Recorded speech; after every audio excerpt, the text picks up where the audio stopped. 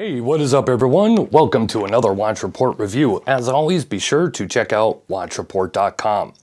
Today I have the D1Milano Atlas, another Gerald Genta inspired design, another integrated lug watch, and if you have seen the recent review of the Melbourne Burnley, I briefly showed this watch in that review. I will link to that review right up here.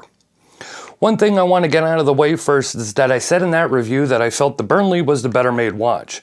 That may have not been the best way to put it. Both watches have their pros and cons, and looking over the D1Milano watch again, it is not really the lesser made watch. It probably has the same amount of cons as the Burnley, so let me get into the review and discuss. D1Milano is a brand I was familiar with, but only in passing. What I mean by that is I had heard the name before, but never really paid attention to their watches. What I didn't realize is how big of a company D1Milano was, or that they have been around since 2013. Taking a look at their website, it is clear they are more of a fashion brand than anything else. As a matter of fact, they only have 4 watches that are mechanical, the rest are quartz, and many with mineral crystals as well. Another thing I noticed is that the Atlas I have in hand is not really a model name, but just a designation, I guess, for the color for this model, as these watches do not seem to have model names. This style is available in many different variations all over the D1Milano website for men and women, and seems to be a standout model for the brand, but again, does not really have a name. Since this watch is an automatic, it is listed under the mechanical collection, and all others in the collection have names that relate to the case finish, such as silver, rose gold, gunmetal, etc. Yet there are 2 standouts, X-Ray and this Atlas. Basically nothing makes sense or is cohesive. Moving on to the watch, this design is a mismatch of 2 Gerald Genta designs, the AP Royal Oak and the Patek Philippe Nautilus, which I have stated before, as I have stated before, that is not a bad thing at all. I mean, Genta was one of the most famous designers, and his designs have stood the test of time for a reason. They are damn attractive designs. I would give the finishing of the case and bracelet a B. There is a minimal amount of high polish, and the grain of the satin finishing is pretty noticeable, something I feel is intentional, but could just be a cheaper finishing method. I do find it attractive though, so I will not ding it for that. The bracelet wraps around the wrist well, and compared to the Burnley I just reviewed, hangs down more in the lug area, and the links are definitely more articulate.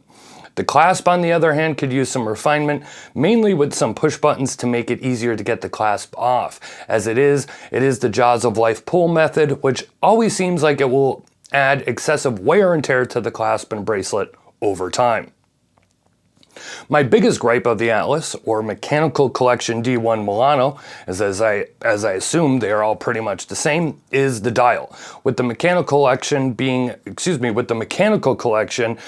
the most expensive watches they offer, and this one coming in at $625, I would have expected a better dial in hands. The dial is very flat and feels out of place with this type of watch. I guess when you get really close up, there is a slight texture, but nothing that is really noticeable, and in my opinion, looks cheap. The nickel hands are thin and flimsy, and while I do not have an issue that they made a watch with no lume, if you are going to do so, the hand should be bold and stand out a lot more. After all, this is not what I would classify as a dress watch. I mean, the dial colors are blue and orange after all. One other area of contention that I have seen about this watch, and I would say it echoes what I feel as well, is the price tag versus the movement. Yes, I have reviewed countless watches with the Seiko NH35 movement, even some at this price range, and I always try and evaluate it on a case-by-case basis. If this watch were regularly discounted to $400 or so, I may not even mention it, but from what I have seen, that is not common, and the combination of this movement and the relatively unattractive looking dial keep this watch in the fashion arena, and that is where it'll stay. Another thing to keep in mind is that while it does feature a screw-down crown, we are still looking at only 50 meters of water resistance. Look, I know this is not what the brand probably wants to hear, but I'm sure they know they market to the casual buyer. This is not a watch for watch enthusiasts at all. There's nothing wrong with that either, but I think my biggest issue with the D1Milano Atlas and the entire mechanical lineup is the price. If this watch were somewhere more in the $300, $350 range, I think I would look at it in a much different light. It is double that though. Double.